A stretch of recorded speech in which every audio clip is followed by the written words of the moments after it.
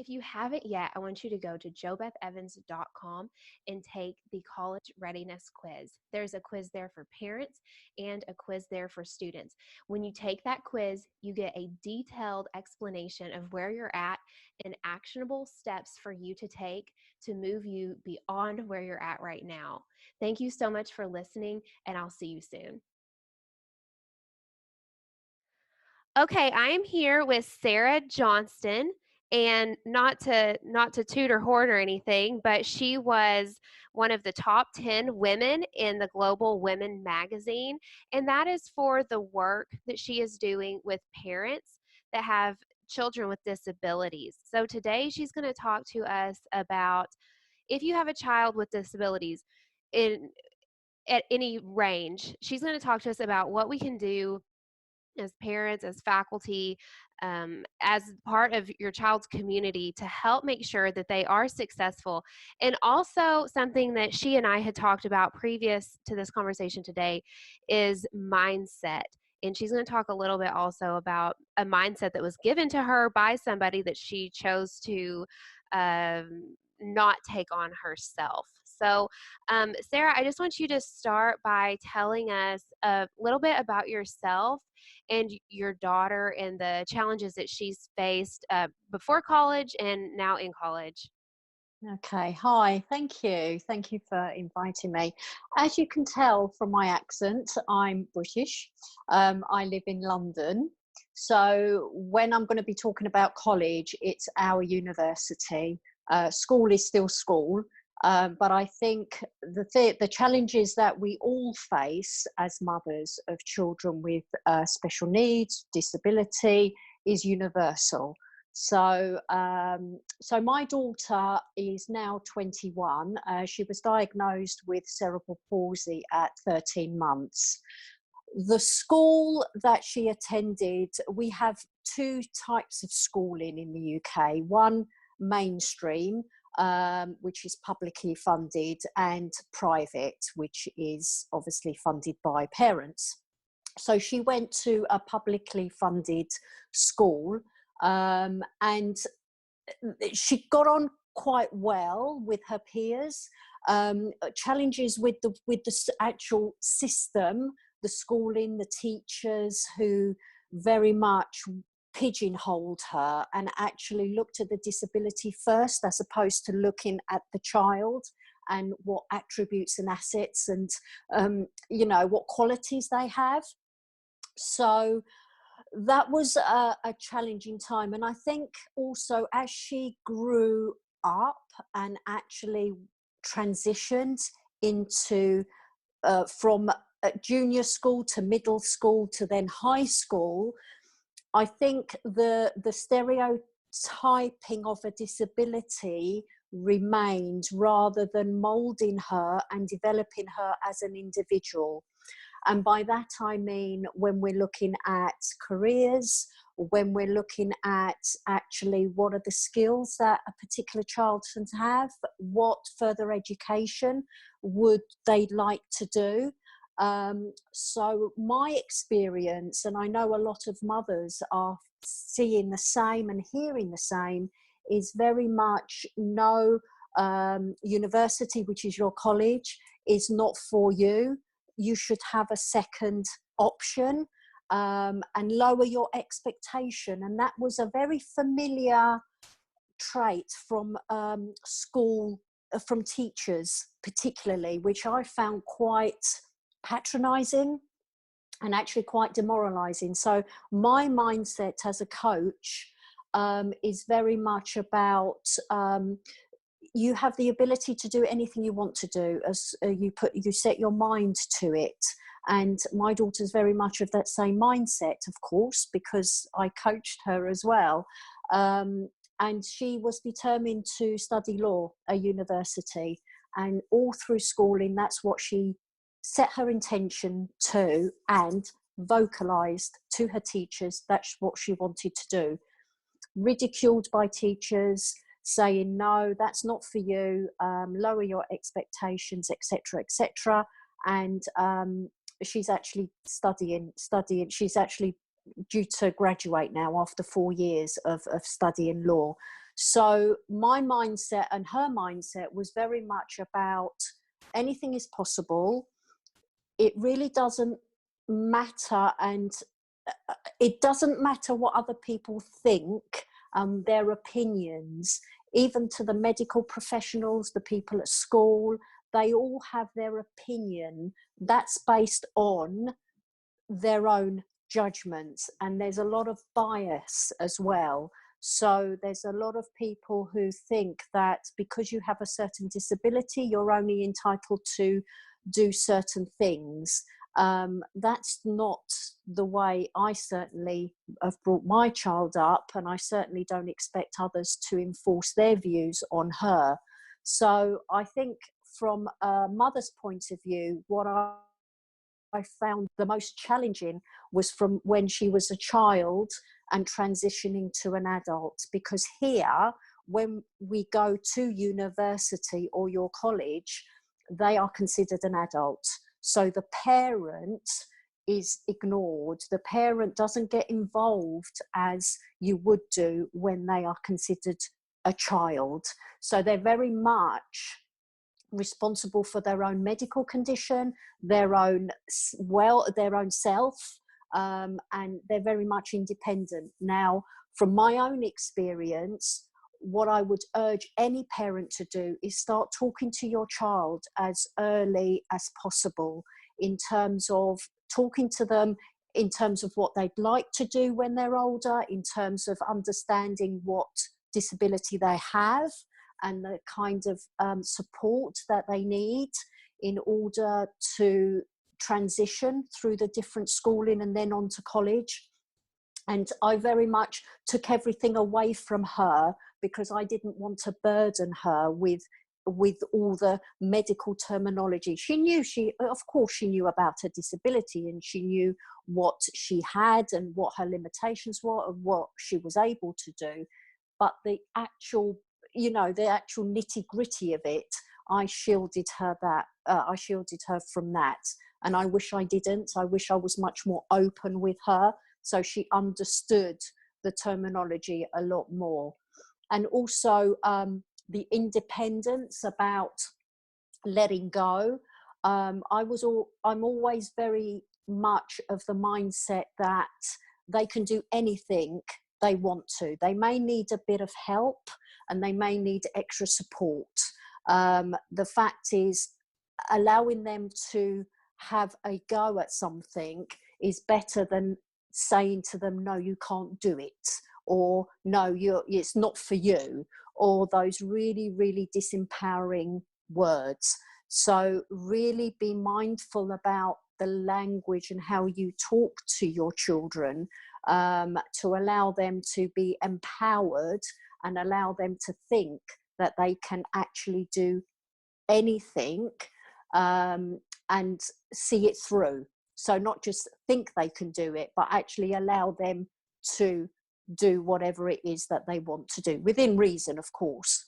And the other thing, finally, I'd leave you with is just support them and just ensure that they are able to talk to you about anything, whatever it is, because mental health is so important. And a lot of children keep things within, and I think the more they can talk about how they feel, the better it is for them to be able to allow you to for them to be open and honest and actually express how they feel as well. Yes, that is so good. There's several things that I thought of as you were talking, because as most everybody knows, I also teach for the University of Arkansas. So I get the students accommodations obviously for each class, as I'm sure your daughter has accommodations in her class, and it is legally we have to accommodate these students and give them what they need, and they are really encouraged by the university to reach out and make contact with their professors and engage in a conversation about what's best for them. My experience has been that after the 5 years I've been teaching at the university, I've had maybe 3 students reach out. about their Okay. accommodations.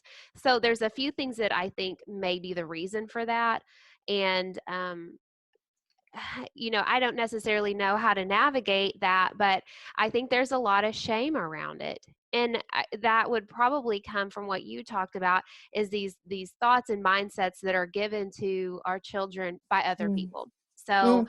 if you're at college, you're supposed to be really smart, right? That's why you're there, which that's not true at all. Like, if you were smart and you knew everything, you wouldn't need college. Everybody is there to learn. There Mm. is a level of intelligence and work ethic that is required to excel there. Mm. But going to college doesn't require you to already be a genius. You're there to learn just Mm. like everybody else. We're all in these Mm. classes together. But Mm. I think that they're like, okay, well, this accommodation sets me apart. It says something about me. It says Mm. that I can't pay attention, or there's something wrong with the way my brain works, or there's something wrong with the way my body works. And I think it's important that we do share more stories like that of your daughters that like Mm. you your disability gets to be what you want it to be. It could Mm. be it could define you in a very negative way, or it could define you in a very empowering and inspirational way like your daughter has. Mm. So I think that because of the way it is talked about, there is a lot of shame that comes with it. And because of that shame, students do not talk to their professors about what they're going to need in order to learn. So can you talk about, do you, or, and I know you mentioned that like parents are not a part of the education process at university. So what has your daughter experienced with her professors, and has she been able to like maybe confront a bad situation? How has she handled that? I'm curious. No, absolutely. Well, my daughter's very confident, and I think, we as parents can do a lot to support our children before they go out and live independently. So I think that's the first thing. The second thing I would say is, for her, when she sees something that's not quite right, she does actually put in she does she does put in mechanisms to find a solution. So she actually became the student rep for disabled students. So she set herself up as well. She was, she put herself forward, and the university agreed that she could be a student rep. So she set up a forum, she set up meet and greets for new disabled students who were starting on campus. So she wanted to have that inclusion from day one. Hmm. So that's what she did. And I think she's always had a very good relationship with her professors, with her lecturers, in terms of understanding what help she needs. Because here, before you start university, you go through an assessment to assess what laptops and what additional aids you might need before you Mhm. start. And there's a disability team that are supposed to support you. Supposed to, very loose. Um, so um, so first thing, obviously, she set herself up to make sure that people who started university were not excluded, so they knew they could have somebody to go to that weren't the lecturers, somebody on their level. And the second thing is actually to make contact with your lecturer, with your professor, before you start the lectures, to say, I have this condition and what helps me is this. So understanding what needs you need will help the university or college to help you in your lectures. Yeah, and I think that, I mean, obviously there's the binding legal side of Yeah. supporting these students. But Yes. I think a lot of times what students forget as they're going through this process, whether they have disabilities or not, is that professors and instructors are people too. Yeah. And that we're not, and I will say I have had professors that were very unapproachable. I never felt comfortable speaking to them or never had a desire to have a relationship with them. That was a personality thing. It wasn't a professor thing. If you know mm, what I'm saying, like mm. most of your instructors, most of your professors, your advisors, they're all people Yeah. who have went into this profession because they love the content of what they're teaching, or they just love Mm, the concept of teaching and empowering others through the mm, knowledge of their content. So mm, I think that most professors are going to be like, oh, this is what I can do to help you, um, mm, and see it as something that is very doable. Obviously, if it's mm, within what, you know, within reason.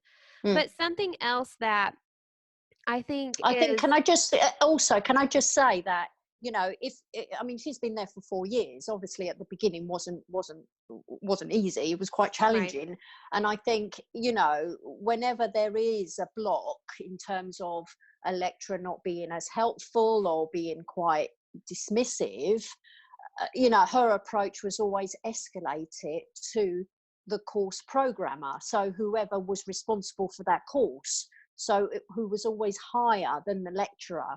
So there is always a way to find a solution. And I think personalities, we're not going to get on with everybody. And I think it's good to find a solution and actually to recognize that although ideally you want to get on with everybody and you build that rapport and you build that relationship, there's also going to be an instance that you're not, and actually that shouldn't deter you from actually achieving what you want to achieve because somebody's there who's being quite dismissive.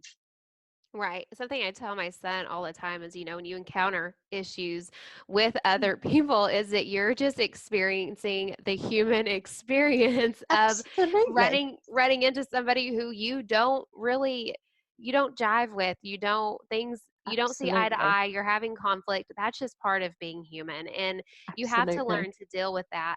And I think that, you talked about how you have coached your daughter, and I Mm, think that is very important that as parents, we start viewing our job through the lens of a coach. And like, I'm yeah. not like, parenting is can be so many things, but like when you think about coaching your child in something, it's like I'm preparing you to do something, that's very valuable to you to do on your own. And so I Absolutely. think it's important that we start equipping our children from the time, I mean, 2, 3 years old, start equipping them Mm, to start dealing with their own problems. If mm, they're having conflict, I knew lots of people growing up who, if there was ever conflict at school, like, you better watch out because their mom was going to come to school and probably mm, jump on you and the teacher and probably most mm, likely your parents too because you mm, had messed with their kid. mm. And I think that's not a good way to handle anything because Absolutely. you're not always going to be there. You want your Yeah. child to learn how to handle their own conflict. So from a young age, I think that especially when they have disabilities and they're younger, you have to be their voice for a while, and I think that's very important. But for them to know how they can have a voice. So if they have a problem with their teacher, okay, so did you ask her, like, if they're younger, did you ask her for help? And they're going to be like, Mm, no. Okay, well, you ask her for help, and then if she still doesn't do what help you, then I'll come. But you can first ask for help.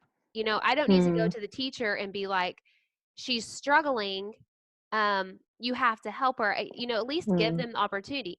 Some students may have a disability that prevents them from asking. Okay, mm, or there's something really debilitating about that process. In that case, you might, I'm sure you'd agree, but you might go to that teacher and be like, hey, he's wanted to ask you a question today. Could you be like, did you have something you wanted to ask me, this morning mm, before class started? To help them learn that process of self advocacy. Because, like you mm, mentioned, when they go to college, um, in the United States, or at least where I work, parents can be involved, but students have to sign it. It's a paperwork thing, and that most students just don't do. Not because they don't want their parents to know, but they just don't do it. I've yet to have a case where I was legally able to speak to parents about a student.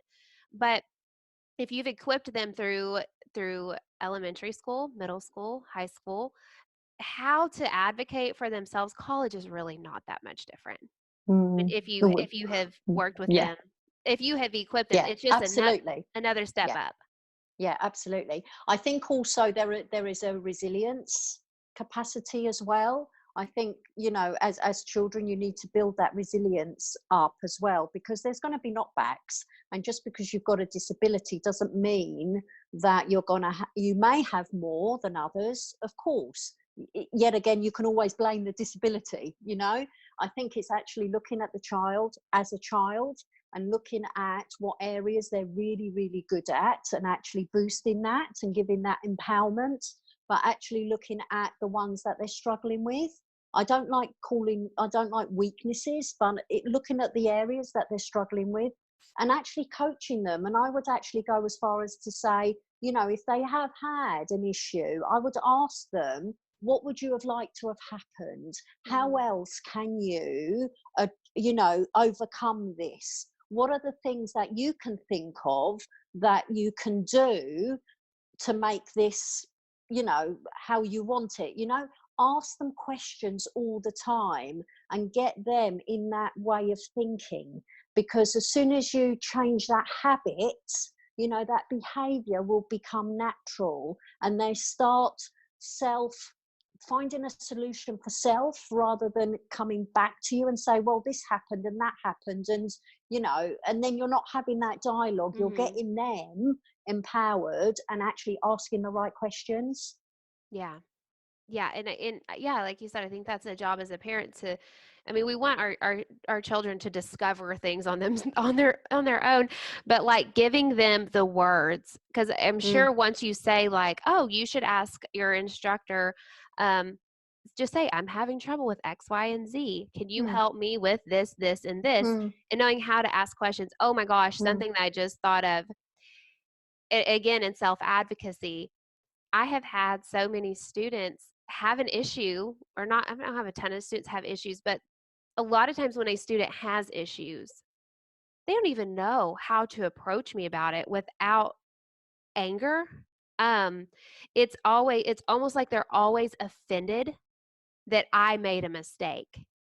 And so I think that's important too, is to realize that, if you are a student with disabilities, that you don't assume that your professor's out to get you, and that they don't like you because you have a disability, or they, whatever thing, negative thing that may come with this problem.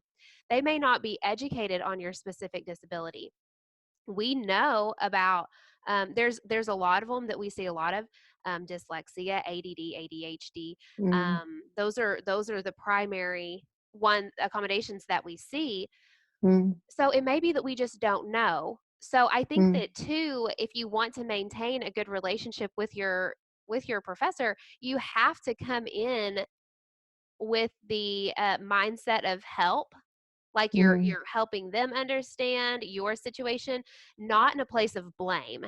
mm. Because I think that's just something I've seen a lot of students struggle with. They're mad when they email, and maybe it's because they've been struggling for a while and not reached Yeah, out to. yeah. So, There is an underlying issue all the time. So perhaps they've always had the same response from people and it's not really been useful. So they're frustrated because they can't do it for themselves, perhaps. mhm, So there's always an underlining. So you as the person is not the issue. It's the situation that they find themselves in that they're angry about. So it's always worth, kind of as lecturers and support workers, to drill down a bit mhm, more and just find out the cause, because this is just something else that's a trigger for them. right, It's a different situation, but the circumstances are the same. right. So there's one more thing that I want you to speak to. Um, and we talked about, you mentioned briefly mental health, and Mm, that's not just a thing with students with disabilities. We know that. That's across the board, mm, all of us humans. Um, but you have a child who may be struggling with a disability or maybe just a mindset issue. and you're empowering them, you're giving them the thoughts to think, you're lifting them up, you're telling them that they can do it, like they, you're really just encouraging and cheerleading and equipping. So then they start to struggle. So you've been this person that has believed so hard in them, and you're just like cheering them on, 100% support. Then they're over here on the other side, potentially thinking, my mom thinks I can do this and I can't. Or, mm, I she thinks I can do this, they think I can do this, but like, can I show them that I'm struggling? Well, yeah, they can. But do mm, they know that, like, when you're lifting them up so hard and believing in them so hard, and they're over here on the other side struggling, like, how do we have a conversation with them that's like, you can do it, like, I believe in you, things are going to get hard but you can do it, and then they're really struggling. How do we have the conversation where they feel like, even though we believe in them so hard, and we don't want them to make excuses for why they're not succeeding, and that they're in power and they're in control, like, you understand what I'm saying? Like, how do we get them to where they also feel comfortable saying, like, I am struggling and I mm, can't do this right now? Like, how do mm. we open that conversation and make them feel like, you know, they can come to us? I think the first thing is really check in with yourself and really check in with, what are the messages you're giving? How are you showing up for them? Mhm. Are you allowing the space? Are you giving them the space and allowing them to be open with you? Really check in with yourself, because if you're coming from from a place of ego where you're thinking of you and you're actually just saying the words but not actually actioning the words. so Mhm. so really look at yourself and really check in with yourself. That's the first thing. The second thing is actually allow them to allow them, if they're saying something but that's not congruent to the way they're behaving. So even if it's the body language, even if it's the tone that they're saying, I'm fine, I'm Mhm. okay, or yep, everything's great, if the tone is slightly, low to their usual self, really tune into that. So tune in to the non-verbal and Mhm. tune in to the signs that perhaps their behavior is slightly different, and really nip it. Don't let it go. and Mhm. and and because we have a tendency as parents to say, oh, they're just tired, or they've been working really hard, or whatever. We make excuses. But if we just tap into how they're feeling straight away and not allow it to go on, then we're really and they're getting the message to say, oh, I can speak to you and I can be open, because I have my daughter. I know when my daughter, and even my son who's not disabled, I know when they're slightly off, and then I can say, is everything okay? You don't seem yourself. What's on your mind? Is there anything I can help you with? Just kind of always ask those questions. Are you struggling? Just anything. And then they will eventually come and open up. And if they're not ready to open up, then don't force them to open up, but just know that they know that you're there to support them. Right. That's great. I think just asking, what is it that you're struggling with? Or, Mm, I've always been taught to not ask, like, are you struggling? Because that's a yes or no. mm, What are you struggling with? Because they might think of something super surface level, but then eventually you might be able to work into what's actually, mm, the mm, problem. That's great. That was so good. And I think it's important that more people know you and know who you are and what you're doing, because there are a lot of parent coaches out there. There's a lot of college success and teen coaches like what I'm doing, but there are very few coaches out there that are working with parents who have children with disabilities. It's such a specific thing, but something mm, that is so needed in our world to help parents navigate this. So before mm. we get off here today, I want you to tell people where they can find you, and maybe just a little bit about how you work with parents. Sure.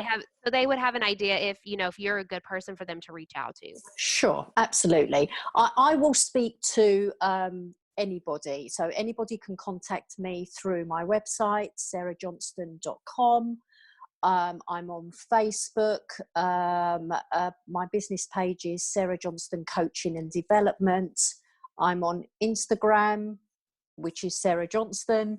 And what else? LinkedIn as well. I'm on there as well. So I work across the world, and the way I work is either Zoom, Skype, or if you're near me in the UK, I will obviously work face to face. Not now, obviously, in this current climate, but we can always have a conversation, and I will always have that conversation with you and offer you 2 or 3 things that I think you can do straight away, and that is completely no charge. I offer that to all parents.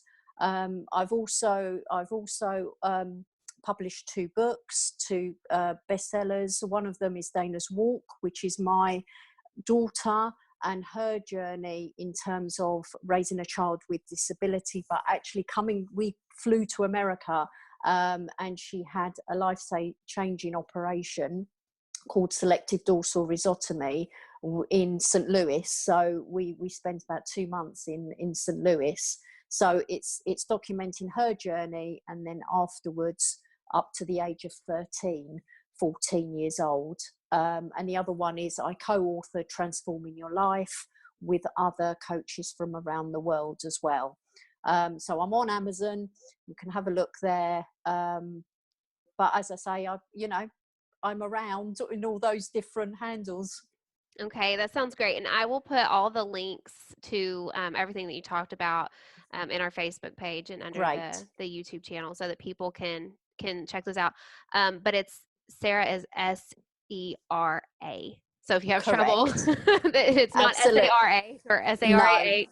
exactly. You'll know me by the spelling of Sarah, so you've got the right one. Okay, sounds awesome. I appreciate you talking to me so much Thank today. you. Like I said, it's specific, and you are the only person I know who's doing this. So thank you so much for talking to us today. Thank you. And hopefully, we'll get some good conversations going about students with disabilities in college. I appreciate you. Absolutely. Thank you. Thanks very much for your time. Thank Thank you. you. Bye. Bye. Hey, Joe Beth here. I hope you enjoyed this interview, and no matter where you're at in your journey, I hope that you found the tips and tricks and information to be super helpful. If you haven't yet, I want you to go to joebethevans.com and take the college readiness quiz. There's a quiz there for parents and a quiz there for students. When you take that quiz, you get a detailed explanation of where you're at and actionable steps for you to take to move you beyond where you're at right now. Thank you so much for listening, and I'll see you soon.